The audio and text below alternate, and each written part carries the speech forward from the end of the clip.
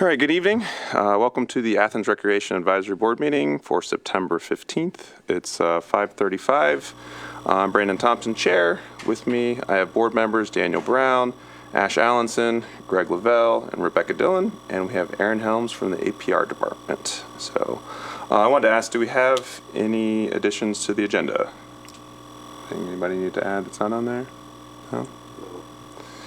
Okay. All right, we'll go to new business. So we talked a little bit before the meeting. I was at the All Commissions and Boards procedure refresher, and that's why I was listing all of our names. They wanted us to, since we're being recorded, so people at home can know who we are. So I think Ryan was talking about this before the meeting. We might have assigned seats, but they want to have our names and graphics on the video, so people can, when they watch the archives or whatever, can know who's speaking, if it's a board member or if it's a visitor or anything like that. So, and there were a number of other things. You all received that email, right, from Patty, I think. It was more refresher just about Robert Rules of Order, that we are all employees. Just a reminder, we're all employees of the government, so we're protected by them, but also under the rules and regulations. So wasn't too difficult, but yeah, there's a lot of good stuff there just for continuing on the board. So I don't know if you have any questions about that, but it was about an hour. The mayor was there, the city law director and the assistant law director, and then the president of council, and just kind of, and there were a number of people there.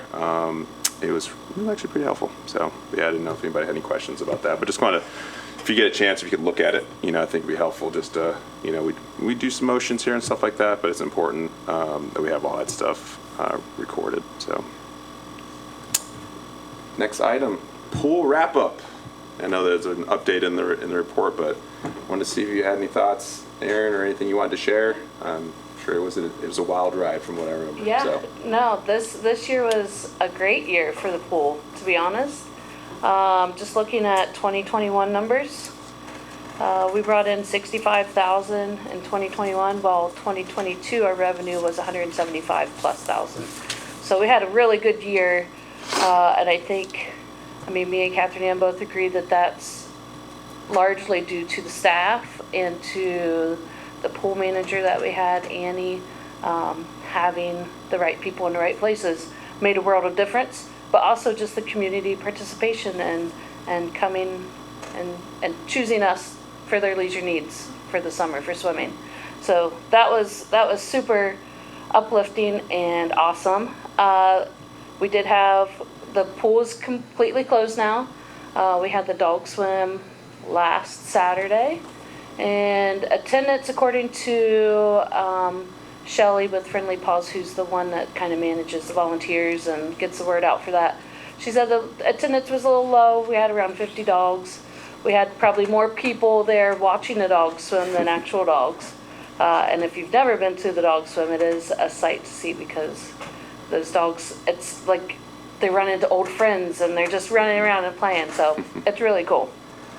So currently right now with the pool, we're winterizing everything. This whole week we've left it running so we can pump through the dog hair, and then we're going to do a big winterizing process for the pumps and stuff. So hopefully we're setting ourselves up for next year to open up with far less things that need repaired or replaced. So we're taking a different tactic to how we do that, and it's so far so good. So just looking at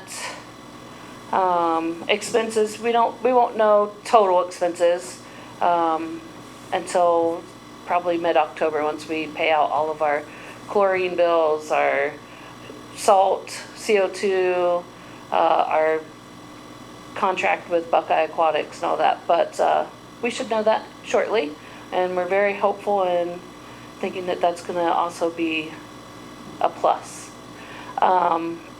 So the total season ran May 28th to September 4th. The splash pad actually was open till the 5th. Total operating days were 100 for the 2022 season.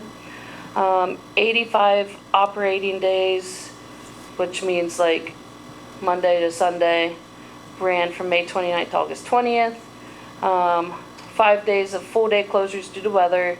20 days of reduced hours or limited facility use due to weather, bodily fluids, maintenance, Staffing, although staffing only 2 out of those 20 days was the purpose of why we had to have limited hours.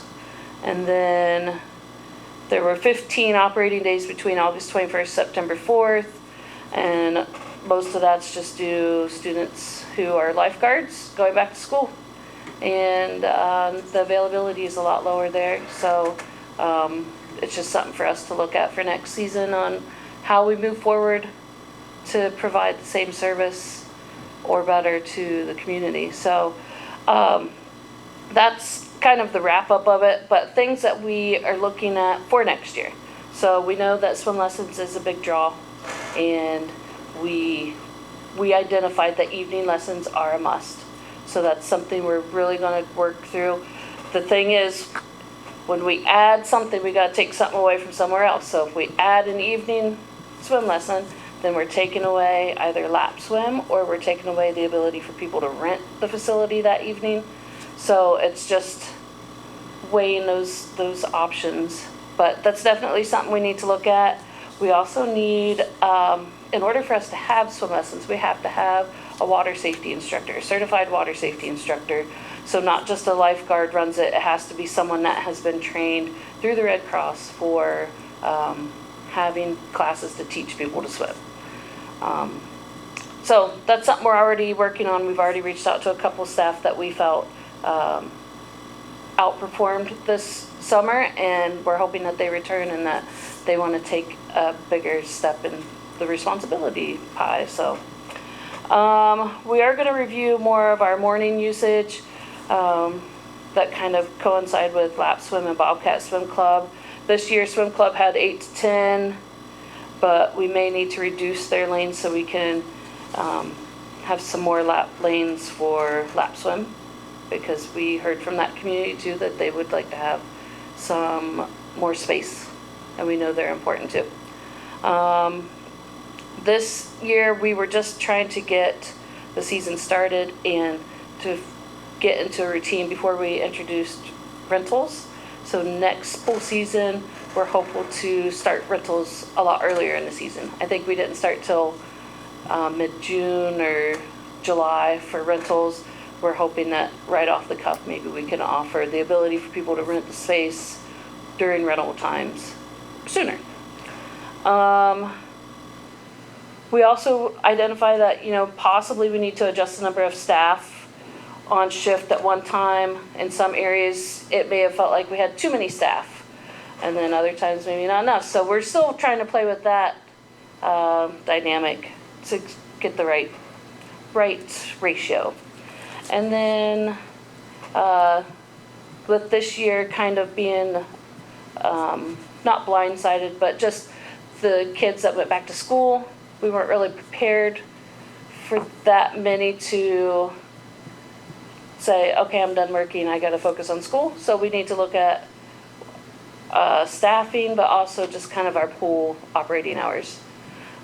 Instead of promising noon to 7 every day of the week from May 29th to Labor Day, we're going to have to work that last couple weeks and identify open and close times earlier in the season, so people that buy memberships are aware. Okay, so once we hit mid-August, maybe we won't have as much access to the pool. So those are some areas that we're just, aware of and hoping to improve for next year. And of course, we're always open to hear other suggestions as well.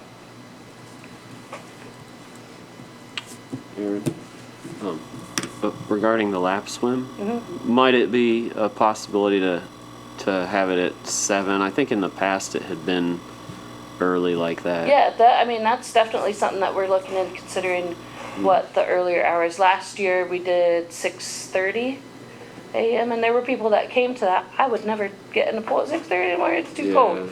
But I know agree. that there's people that really like that cold water for when they're doing that. So that's definitely stuff that we've are taking into account for next season. It's nice too, because then they could do that before work. Oh yeah, work So out, they go to work. Yeah. Love it, yeah.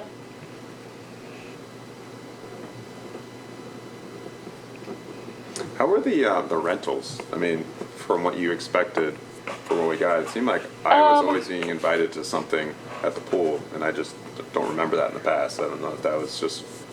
Rentals were really good. I forget the figures, but I know that we did make good money on it. So, and for only operating half of the summer-ish for rentals, we by far did not have the amount of snags that we had Sure. last year. So, I wish I had that number, and I do. Yeah, no, I mean, just I like can send generally, it off. I didn't know if it was high, not the exact number. It just seemed like I was invited to a lot of like public, hey, come, this person's rents the pool for Yeah. everybody, and it seemed like a lot. So I didn't know if that was. Yeah. I don't know what the actual numbers were from years past or whatever. So. It seemed based on the numbers that I've been collecting and have seen, it definitely feels like a productive summer Okay. with rentals. Okay. That's good to hear. Yeah, it's like I said, I was like, oh, there's another pool rental. I was invited every Saturday. It seemed like there was something going on. I was like, I rented the pool. It's free for kids go back to school or whatever. So. Right, yeah. There's a lot of organizations that wanted to rent the space to then offer for community to come swim for free, so that was really cool. Nice. Yeah. Could you briefly tell us what the procedure is for bodily fluids, that it has to be closed all day? Yes, so, not the funnest conversation to have, but blood in the water or feces that's not of solid consistency, it takes a full day for the pumps to cycle the water through to sanitize it and disinfect it so that you're not swimming in someone else's fluids. So it takes that long? It does. Mostly the lap and dive well are the bigger places that these happen because the diving board, a lot of people will hit the water and then all of a sudden the water has created their nose to bleed because of the pressure or whatever. That's a big one. Obviously top pool diapers. So that's a full day. If it's something that can be, for lack of a better term, snatched up and get out of the water, it takes far less time because the water has not been saturated the way that liquid would spread. So I forget the solids thing. I want to say it's 4 hours, and then it can be opened back up. But when these things happen, we also have to kick on our, they're called Stenner pumps, that go to a certain chemical that pumps it into the pool to circulate it and really kill off the bacteria and whatnot that body fluids is going to have in it. Okay. Sorry if I'm not as No, clear. I was just curious. And, Yeah, And is there's a toddler pool? And Yeah. it has its own separate pump. it does.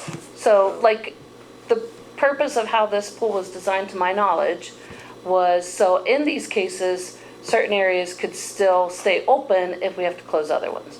So the lap and dive well are its own. The leisure pool is connected to the slides. So whenever there's a problem with the leisure pool, the slides have to shut down because they use the same water source. The tot and the splash pad have their own. So if there's a problem with the top pool, we can still have access to the lap and leisure and slides. Okay. Yeah. Thank you. Any other questions about the pool? Save the lap swim. Last. That's what I hear. Anybody else? Any other questions? Okay. Tennis and pickleball court update. I know Catherine answered an email, but yeah, I don't know if there's anything you wanted to share, or any questions people have. Yeah, I guess I don't. I think last I heard was it goes out to contract today or tomorrow Yes. or something. Yes, that update, for sure I Yeah. have that. So the bid will be advertised beginning Saturday, September 17th. Okay, that's right. And then it will stay open to allow companies to bid on it. And then October 10th is when bid packets will be open. And that's the most current update I have for the tennis and pickleball courts. So we're excited that now that they've got the plans right, and that we can put it out there to let companies bid on it.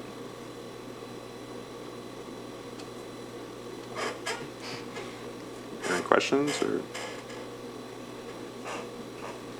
any comments or anything? Okay. Fall field usage update. Yeah, I guess I had put this on here. I was just wondering if you could update us on, I've been hearing some stuff about the Walmart fields and just where we are and how the Oh, yeah. rentals work and all that stuff. I've seen a lot of usage on all of our fields. Yeah, we, the soccer fields, we've moved around because the ones at the driving range were, they need some attention. So we've moved those fields off and we've started putting in fill dirt, grading it, and seeding it so that hopefully in the spring, those soccer fields can come back and adult soccer would be playing there. For the time being, they are moved over to Stimson Avenue Fields and Library Field area. There used to be soccer fields over there. That's where those two bigger soccer fields are now. And the adult soccer program that we're working with is using that space on the weekends for their games.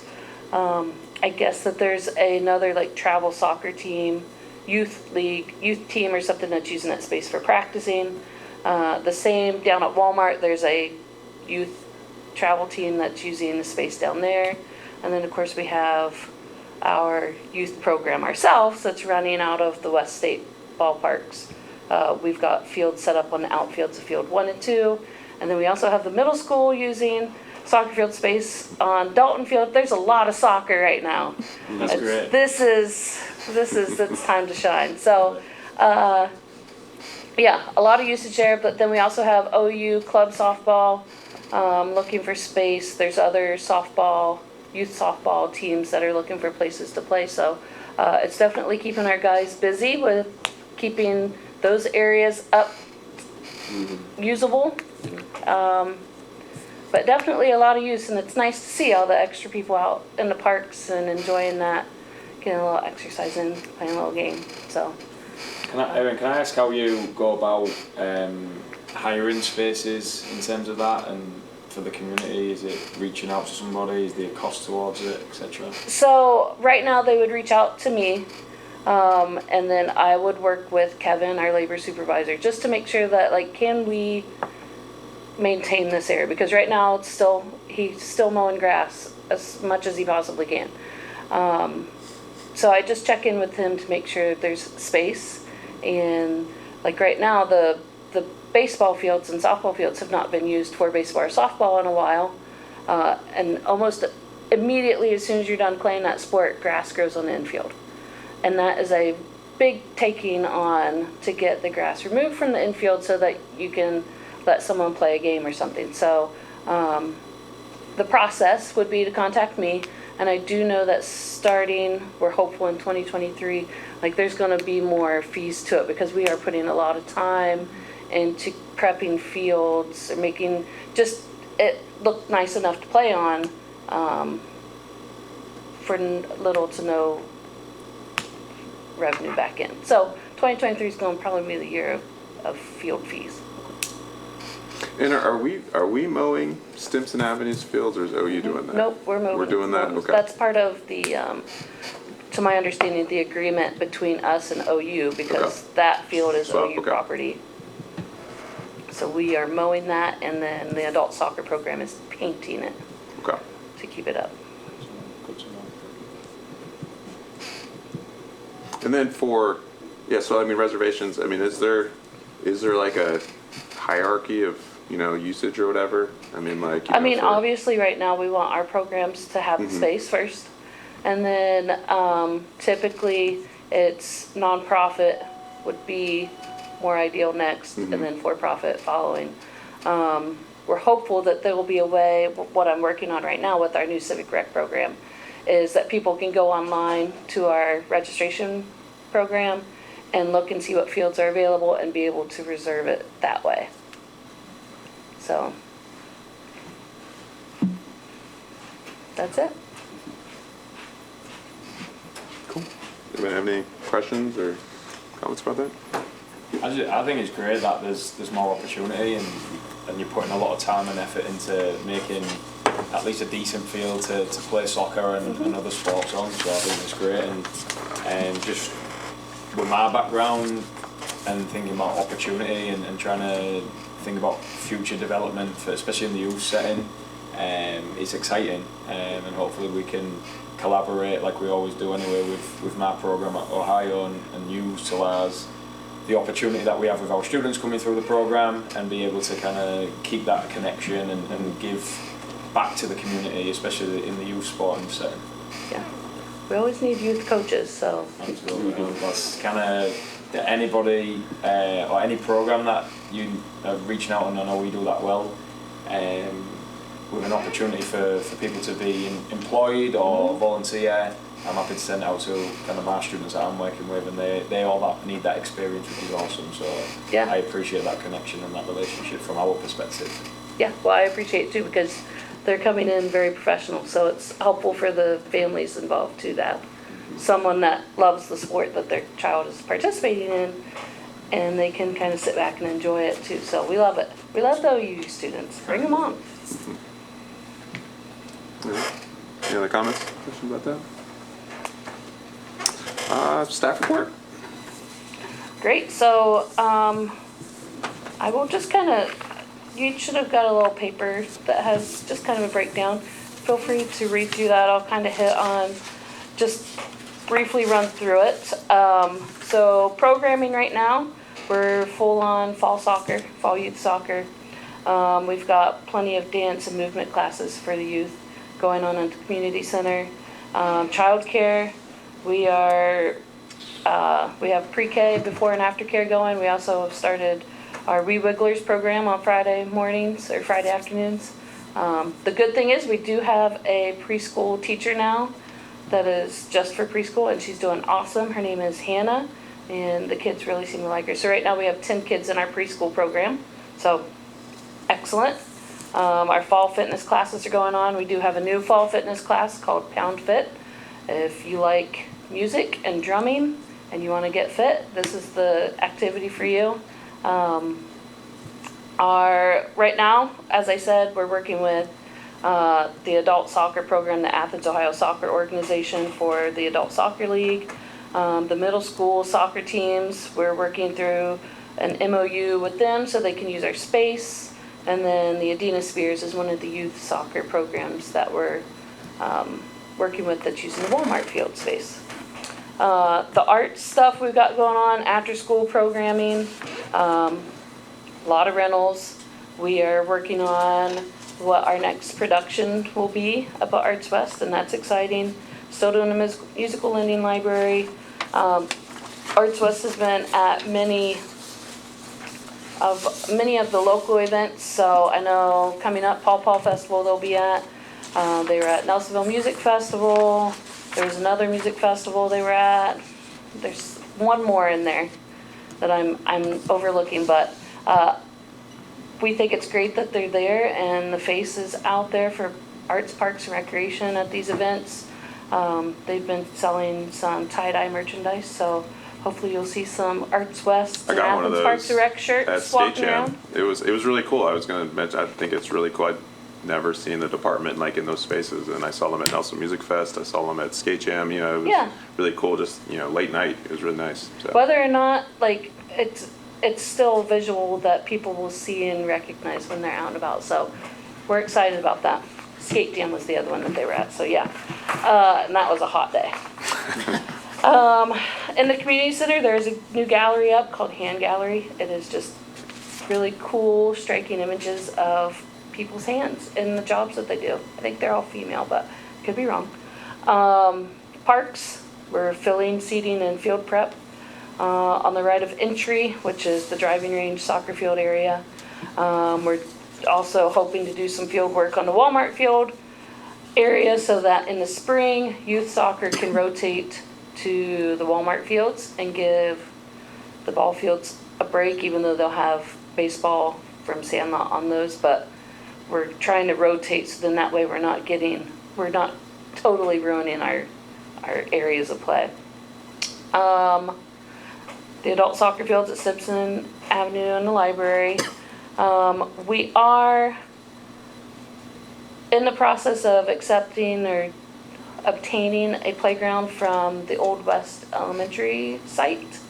So we're hoping to get that, just pick it up, take it, put it in West State Street Park, because I know the playground areas, if anyone has any kids, they need some more playground areas at West State Park. So that's what we're working on that.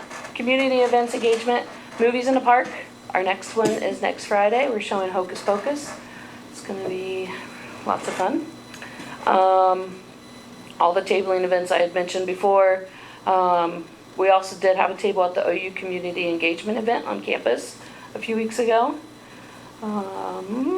We had Skate Jam. That was super fun. If anyone was there, like, there was a lot of people, and I think that event's just going to continue to grow. And the passion that the people, main people putting it together, it's incredible. So we're excited to see that growth, and of course we benefit a little bit from it. So yay.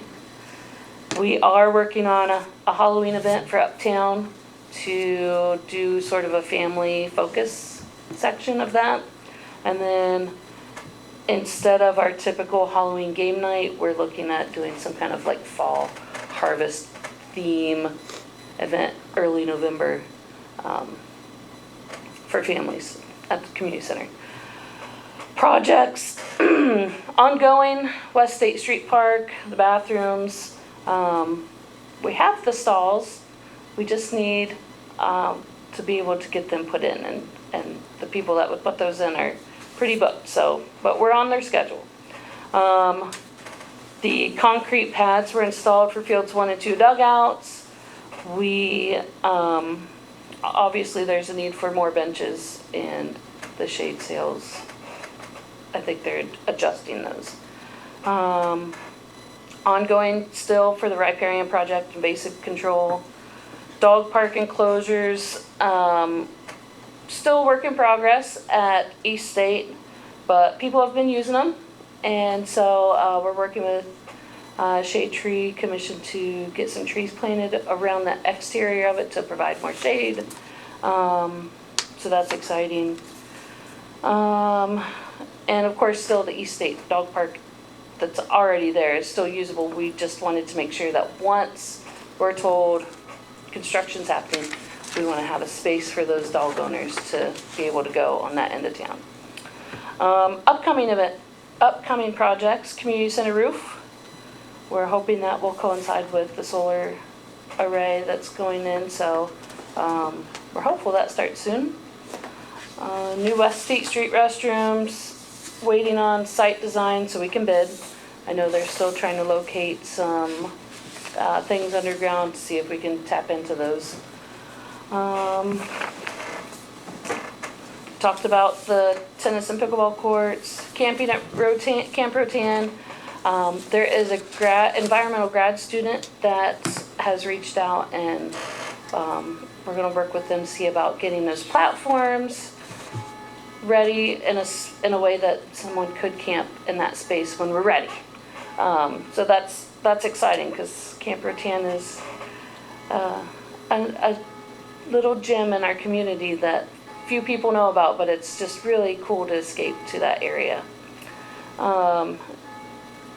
Other administrative stuff, we're working with health department on that Camp Rotan area for camping. There's certain things if it's considered a camping site, and also just restroom facilities. While we don't have water there, there's other privy restroom facilities that we could put in that space that people would have access to. So those are just things we're working through to make sure we do it right.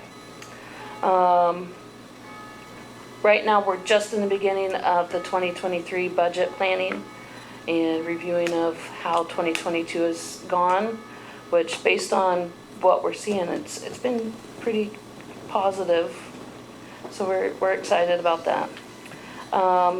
So Catherine Ann had mentioned some areas that she thinks maybe the advisory board could be of assistance or help with.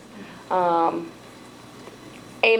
collaboration. AMAC would like to have someone from this board occasionally pop in their meetings, and then vice versa, they would pop in over here just to see how the two groups could maybe work together or work off of each other. We could use help with a 5-year project plan, figuring out what priorities are with projects that need to be done over the next 5 years. Obviously looking for grants for creative or natural and accessible playscapes at the community center. It's time that that playground gets a facelift, and that's one of our biggest used places, and it's time, you know? Also just accessibility programming grants, so we can bring in activities that anyone can participate, no matter their mobility or whatever. So, for example, wheelchair basketball, chair volleyball, beat ball, just some of them. Like these are areas that we're lacking that we could use help in, figuring out how we can bring that to the community. And then thinking long term, what do you see our maintenance needs? How can we improve? You know, we have our ideas. It's always good to hear people that live in the community that have their ideas too. So that's it. Staffing, we've been hiring a couple more part-time staff. We were able to bring a couple pool staff over to work part-time in the community center. So hopefully, right now we're good. Staffing wise, we're good. I think I've talked a lot. There's a lot going on. There's a lot going on. But it's good. Yeah. I'd like to just add, obviously new to the advisory board, been on it a few months and kind of get an understanding and listening to you, and a lot of the stuff is related to kind of fields and usage right now, and looking at these like longer term plans. I know you've been here for a while, Erin. Is it with Catherine Ann coming in and thinking about grants and things, and I'm thinking about kind of like my department with the recreation side and the rec management side, thinking about securing grants for maybe turf? Like, is there? Oh yeah. Is there a potential where then we don't have to worry about seeding and overseeding grass? Now I know that's going to be a big cost, but if we can get a grant potentially to insert a turf field somewhere for community use for a lot of sports, not just soccer, but Right. football, ultimate frisbee, all the other kind of sports that play on turf, is that something that you've thought about, discussed about? Has it been something that's been thrown about before? Not in the rec it- centre? Yeah, we haven't really talked or kicked around the turf idea, just because turf, while seeding and mowing is time consuming and costly too, like there's still upkeep of turf that we just haven't dove into yet. But that would certainly be something for us to consider and kick around to see, like, would it be worth it? Yeah, and look for maybe grant and secure something on that side. And again, with our department, that could be a great collaboration to try and help the community and be able to give back to the community, where maybe it's something that's like from a long-term perspective can be very sustainable. Oh, very much, yeah. And be able to, for a lot of different usages, and also to claim cost back. And the reason why I say this is there's, from where I come from in England, every community area started to get kind of turf fields in order to utilise kind of one for the community kind of like activity, but secondly from a business perspective where they could get kind of reclaw some costs through and hire it out and end up potentially making money. And I drive past, because I live in the Plains, Ohio, I drive past the high school like in the spring, in the summer, and the lack of usage of that kind of turf field on there just kind of surprises me, because you've got an opportunity for youth teams to potentially go on there. Now I don't know what their prerogative is, but from a community perspective, that might then engage the community to utilise that more, create more youth sport teams, use that space for different reasons, and be able to kind of utilise an opportunity for you to use as a revenue generator, right? For sure. So if there is an opportunity for a grant to assist in creating something like that and finding the right space, I'm sure that's going to serve the community in a really good way. Now that might be a very long-term project, but while I'm on this advisory board, that's something that I'd be very passionate about trying to assist with, in that connection, based on what we have in our department and the resources that we have, with writing grants and obviously with Catherine Ann and things like that. And I think that it'd be a great way to collaborate and then get some sustainability. I agree. I think that would be a great thing for us to start looking into. For sure, it's not just one of those things, yeah, we're gonna put turf field in Yeah. here.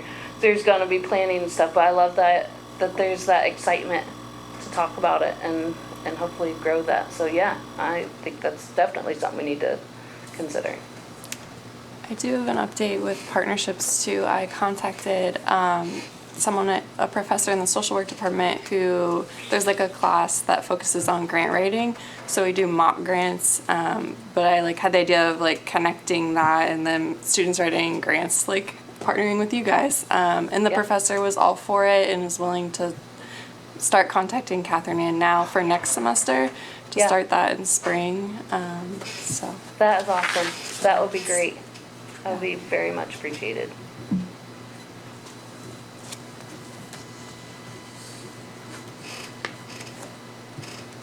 Anybody have any other questions or comments or? Okay, motion to adjourn at 6:11. Can I get a second? I'll second. All right. Enjoy your Thursday, y'all. Thanks for coming.